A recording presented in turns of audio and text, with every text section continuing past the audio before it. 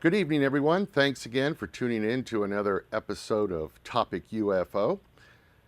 Tonight, we're going to be traveling back in time, I guess you could say, uh, to the lost continent of Atlantis. There's been, I heard something on TV just last night that more has been written about the lost city of Atlantis than any other subject ever written about. I found that just amazing. So tonight, we're going to talk about it ourselves. Our guest is Branda Blakley, and she has written a book entitled The Book of the Awakening. And she has been into the paranormal from an early age. She's been investigating this type of thing for a long, long time. So it should be a very interesting conversation. So why don't we just go ahead and bring her on? Branda, are you out there? Hello. Hello, Branda. How are you tonight? How wonderful. Great, great. Well, thanks for coming on the show and telling us about your studies and now this book. So, what got you interested, number one, into this whole lost city of Atlantis or lost continent? Well, I mean, at an early age, I couldn't really read like Plato or any kind of writings like that, but the earliest writings that I read was Jules Verne. Ah, And Jules Verne always has that way of drawing you in to getting you to thinking about stuff. So that was my first taste of Atlantis. now, if you talk to people, the rank and file people of the world, of course, some say Atlantis was a mythical city. Others say that no, it really truly existed. What is your thought? Do you Well, I think mean, the that it? evidence can basically be found in the Gulf of Mexico. I mean, if you look at everything that's being discovered around Cuba, the Straits of Florida, even in Louisiana at this point, and the things that's been discovered even in Mexico, scientists have kind of been baffled. What happened to the Mayans? What happened to all these other civilizations? Well, they all date around the same time, even at the same time as the flood of Noah. Really, I did not know that. So, It's roughly about 10,000 years. I mean, if you look at everything together and just paint a bigger picture than just looking at one study versus another study. so now, because the show is called Topic UFO, I've got to ask you: was Atlantis supposedly populated by an alien race, or were they human? I believe that aliens and humans both coexisted at the same time, roughly before 10,000 years ago. Right. And now some people will say that uh, you know that couldn't be, but as we've talked about before, Branda, um, the more searching it seems they do underwater in the depths of our ocean, they are coming up with evidence that shows humanity is much older than we ever thought. Would you agree? Well, not only just humanity older than what they previously thought, but there was many races, many different types of humans back then. You have pygmy skeletons, you have giant skeletons, you have skeletons with horns, 2 horns, 1 horn. You just have weird looking skeletons all over the world. I mean, how can anybody dismiss the discoveries that they've made? Well, you had sent me a number of photographs in getting ready for tonight's show, and I was surprised to see a photo of Joe Taylor. Joe Taylor was a guest on the show some time ago, and he's very much into this giant skeleton type of Right. research. And my question regarding that, I've seen the pictures. If this was true, if this was really true, wouldn't there be uh, more museums that housed all of these giant skeletons? Because some of these photos uh, show extremely large skeletons. And where are they finding these skeletons? Are they all over or what? Well, I mean, they've been discovering giant skeletons all over the world since even the 1600s. But every time that there seems to be any evidence that pops up in like a local museum or even a private collector, the Smithsonian will find some way of getting that object. Really? Wow. I did not know that. I mean, any time that you're researching, you will not find hardly anything about any of the paranormal, the giants, the horned skeletons, or anything in the paperwork of the Smithsonian Institute. But every one of these museums have proof that the Smithsonian has them. Wow. Wow. Now, I think that's another kind of conspiracy that a lot of people hasn't looked at.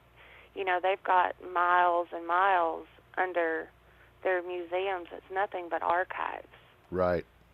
that nobody ever gets to see. It's not like you can get a pass for it or anything like that.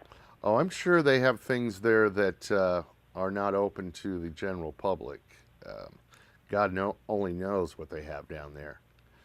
Well, I have a couple of friends from the Louisiana archaeology department, and they've been denied access several times.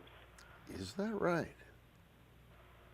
Don't let many people in there, and if they do, it's something that usually doesn't matter if it comes out that it's true. Kind of But if reminds me of the catacombs of the Vatican or something like that, you know? Exactly. I mean, it's huge. I mean, the pictures that show, like, before it was built, the big holes. I mean, it's just massive. Now, getting back to the actual book that you've written, um, what is the book about? Well, I mean, it's about the lost continent of Atlantis, but what Well, is the involved in the first book? chapter, I start out with, even from the writings of Plato all the way down to the most recent theories. But my second chapter, I talk about our ancient ancestors, the Anunnaki. You have the blue people, you have the moon people, you have the legends, that was passed down to the Indians that, they were blonde hair, blue-eyed, but they were Indians. I talk about many of the different races of aliens in another chapter, which my nephew actually helped me with. He's kind of a young version of a conspiracy theorist. But he's And also had some crazy dream type stuff as well, right? I believe you said. he seems to have a lot of very vivid alien type of dreams, where it shows aliens like on their home planet and what they look like, and he'll tell us the names, and it's just really fascinating. I just don't really know if surely it's not made up, but the details that he goes into, like their behaviors and their colors and what they do on their Wow. planet and how their planet atmosphere is. It's not normal stories that a normal child would just make up. Yeah, I mean, doesn't sound like something an adult would make up. Getting to that That's level why I of. felt it, since, that's my nephew, to include his work also in my book. And then I also talk about all of the volcanoes that's actually in America. I mean, there are hundreds, more than any other country in the world. Is that right? But we're not ever taught that in school. I mean, I was amazed, and I've always been a little bit of a history buff, and I never knew that there was so many volcanoes. Well, of course, I'm sure most people have heard about, the amount of volcanic activity under Yellowstone National Park. Right. And everybody knows about the fault lines, and we even here in Arkansas have, a little bit of earthquakes now and then. But these, if they rupture, you're talking about a total doomsday reality, because they can go off just one by one like dominoes. Right, right. And in the Gulf of Mexico, we actually have the only known volcano that actually spews asphalt instead of lava. And what does that mean? What is the significance of that? It's an asphalt type of material like you would find on our roads. It's nowhere near even close to being the same consistency or the same material as a normal volcano. Like either lava or magna or whatever they call it, huh? Right. And where's this located? It's just south of where the Yucatan Peninsula is. Oh, okay. It's about 100 meters or so off of where the old coastline is. If you look like on Google Maps, you can kind of see where it is in the ocean. Oh, okay. So it's in the ocean. It's underwater. Yes. So, your book, it under the description of it, which, by the way, the book is available on lulu.com, and we'll get into that more later. But in the description, it says, if you love history, the Bible, and learning the truth, this book is for you. So, obviously, are you saying that the lost city of Atlantis has some biblical or religious ties to it? Well, in order to learn so we make our future better, we have to know the truth about our past. Yeah. And if we're basing everything on a false truth, then we're just going to be repeating the same mistakes over and over and over again. I would agree with that. So, but as far as biblically speaking, what is the information biblically? The reference that I give, I think that the Bible is more. It should be looked more as a history guide, because these people were writing down what they were seeing. They weren't writing down just stories. And, the Bible has so many cities that they write about, but that are no longer here? Right, but a lot of them have small references to, like Egypt fighting countries to the west. Right. It's just small references here and there versus like the Bible talks about the giants and stuff. There's not as much reference in the Bible to Atlantis as it is to the different creatures and stuff that were here. I gotcha. So what, as far as you're concerned, what was the story behind Atlantis? Why was it created? Who created it? And where did it go? I guess are the big three questions. I think that when they formed Atlantis, it was kind of the same way than when they formed America. They were fleeing to become a better state. They wanted a different life than what they previously had. Ah, okay. So these inhabitants came from other places already here on Earth. Right. Okay. Well, the majority of them. you had the humans, you have the hybrids, and you have the aliens. And you have all of them intermixing together. Got you. Now, I've heard another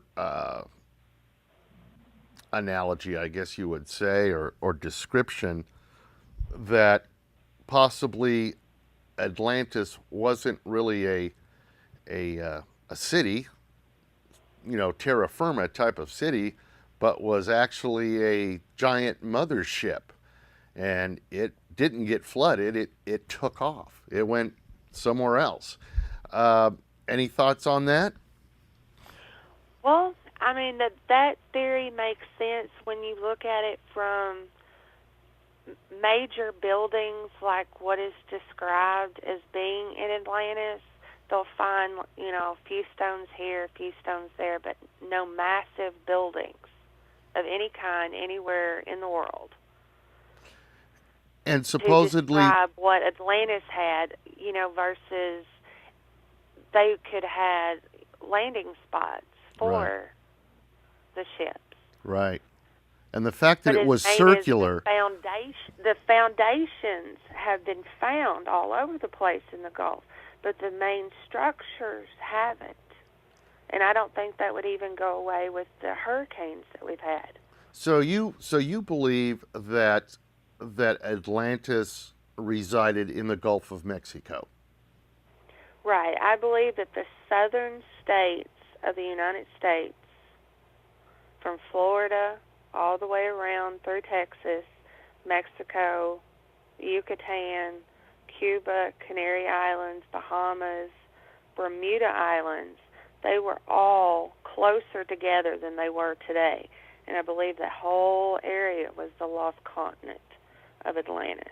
Ah, okay. I believe that the capital of Atlantis was the city of Cleto, which was Poseidon's wife. I believe that resides in Plaquemines Pine, Louisiana. Really? And the city of Poseidon fits the description of Poverty Point, Louisiana. And the city of Atlantis fits perfectly in the city that they found just to the northeast of where Cuba is, and to the Florida Straits. But, I mean, the more that we're in the ocean, the more that we're going to be discovering. And that's something I absolutely, positively agree with you on. I think, there are so many answers just laying there underwater. Well, I mean, if we look at one example that our ancestors has taught us, don't build so close to the coast. Yeah. But we continue to do it. Number one example right there. We continue to do it. I mean, we're in a warming cycle in the Earth. The polar ice caps is going to keep on melting. Right. So the water levels are going to keep on rising. That's just not a good idea. I don't think a lot of people worry about it, probably because they don't think it'll happen in their lifetime. But, if we do continue some type of warming trend, Florida would be the first to go. I mean, it wouldn't take much for Florida to completely disappear. Florida, the Canary Islands, you've got Cuba, you've got the Bahamas, and you've got the whole end of the Yucatan Peninsula, Louisiana, some of Mississippi. I mean, Texas, they're all underwater. Now, back to what happened to Atlantis. I believe Plato described that it was demolished in like overnight, a day and a night, or something like that. Right, in a single day and night. Right. Now, that's pretty significant. Perhaps maybe it could have been an earthquake. I don't know. Is there any other information about from Plato's point of view as far as how the demise of it, or does he just say it destroyed? Well, I mean, there was like three things. There was like big rumbles. There was like smoke in the sky. There was fire in the sky. There's evidence in Mexico that, volcanoes had erupted around that time. But also what was going on was that all this water was coming in to this inner ocean across land. Well, you put enough pressure on land and it's going to buckle. I gotcha. And I believe that the Caribbean Sea is proof that that whole plateau just collapsed. The little the little road in between where the Yucatan Peninsula was or is and Cuba is, there was a little stretch of land in between that, and that's been demolished also. And I think that if there was a collapse of land, there could have possibly been a mega tsunami. And there has been shown proof that even after we've had all these hurricanes and stuff, that there was quite a bit of water damage along the coastlines that were a lot older than what they previously thought around the salt domes.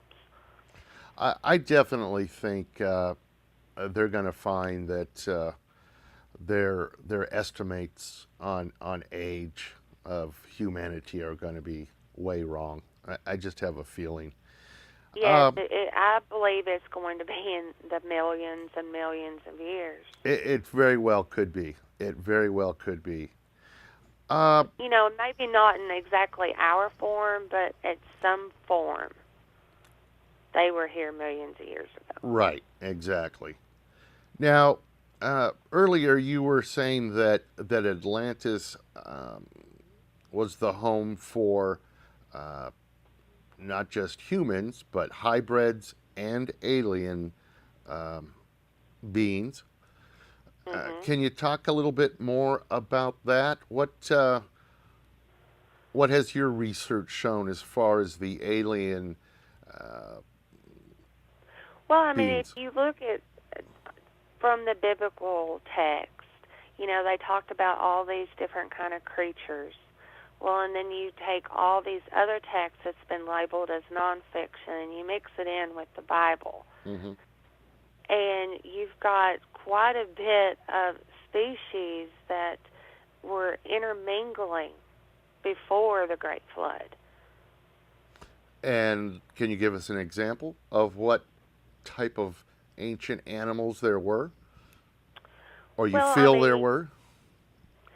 Well, I mean, at the time you had giant sloths, ground sloths. You actually had elephants here in the United States. They were hairy, but they were elephants. You had mastodons. You had different kind of, not really snake-like, but not really reptilian, like a lizard either.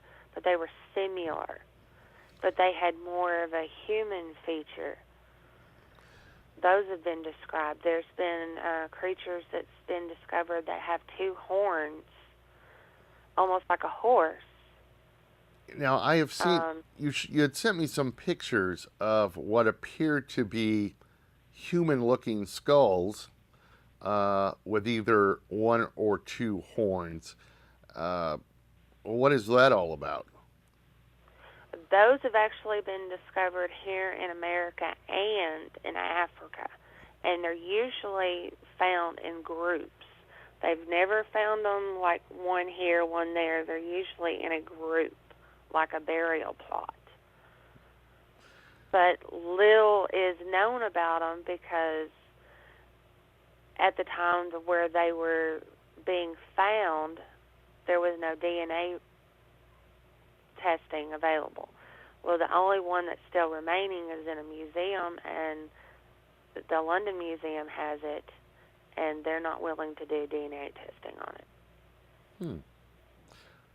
So, if the lost continent of Atlantis could be scientifically proven, beyond a shadow of a doubt, that it actually did exist, what implications would that have on other things? It would be astonishing to the field of research, because they've always said, this is black and white, this is the way it is, there's no more to be discovered, and clearly that's not the case. Right. Right. So do you feel that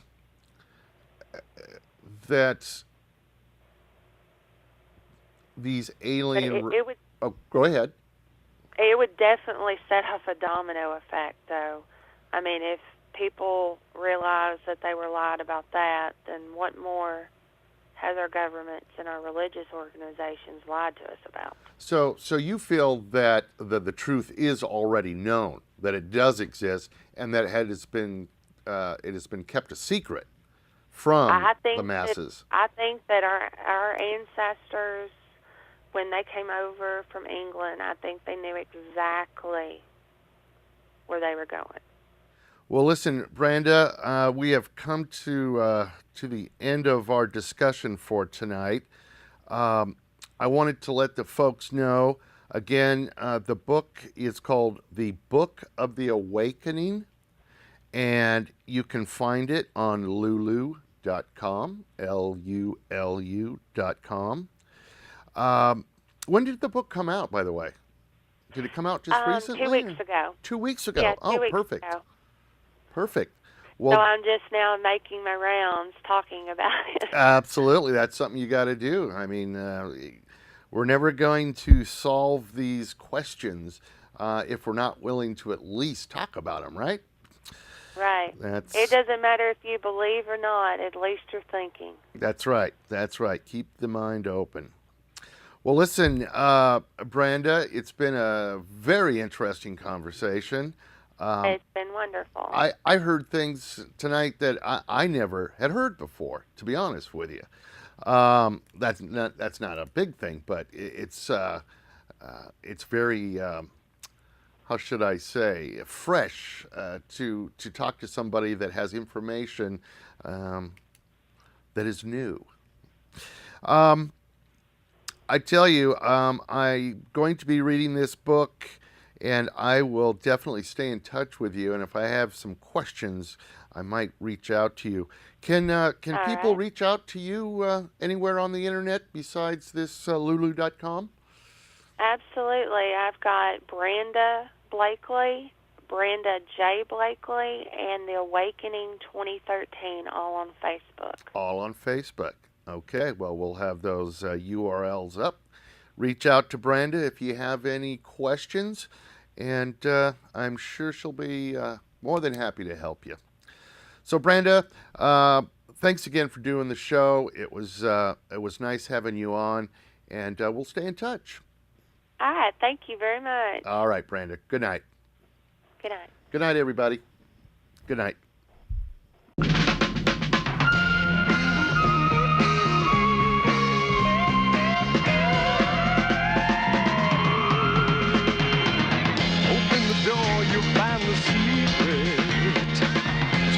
The answer is to keep it.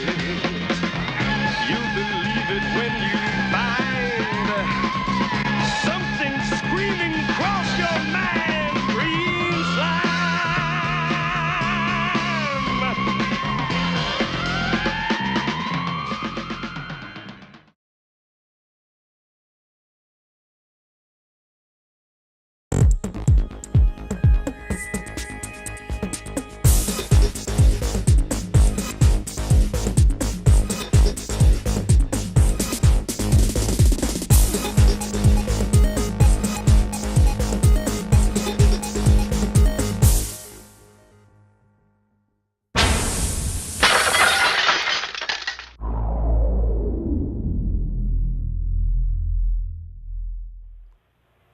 Good evening, everyone. Thanks again for tuning in to another episode of Topic UFO.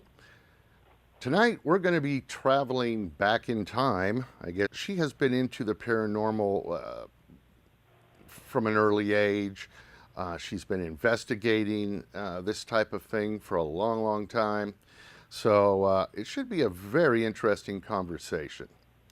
So why don't we just go ahead and bring her on? Branda, are you out there? Hello. Hello, Branda. How are you tonight? How wonderful. Great, great. Well, thanks for coming on the show and telling us about your studies and now this book. So, the rank and file people of the world, of course, some say Atlantis was a mythical city. Others say that no, it really truly existed. What is your thought? Do you think the that evidence can basically be found in the Gulf of Mexico. I mean, if you look at everything that's being discovered around Cuba, the Straits of Florida, even in Louisiana at this point, and the things that's been discovered even in Mexico, scientists have kind of been baffled. what got you interested, number one, into this whole lost city of Atlantis or lost continent? Well, I mean, at an early age, I couldn't really read like Plato or any kind of writings like that, but the earliest writings that I read was Jules Verne.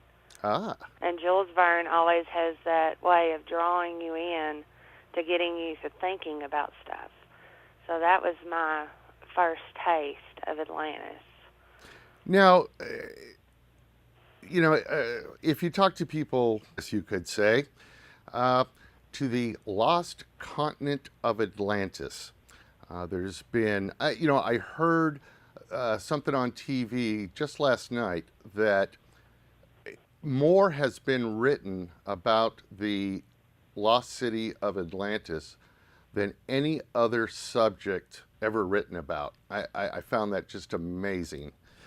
So tonight, we're going to talk about it ourselves. Our guest is Branda Blakley, and she has written a book entitled The Book of the Awakening. And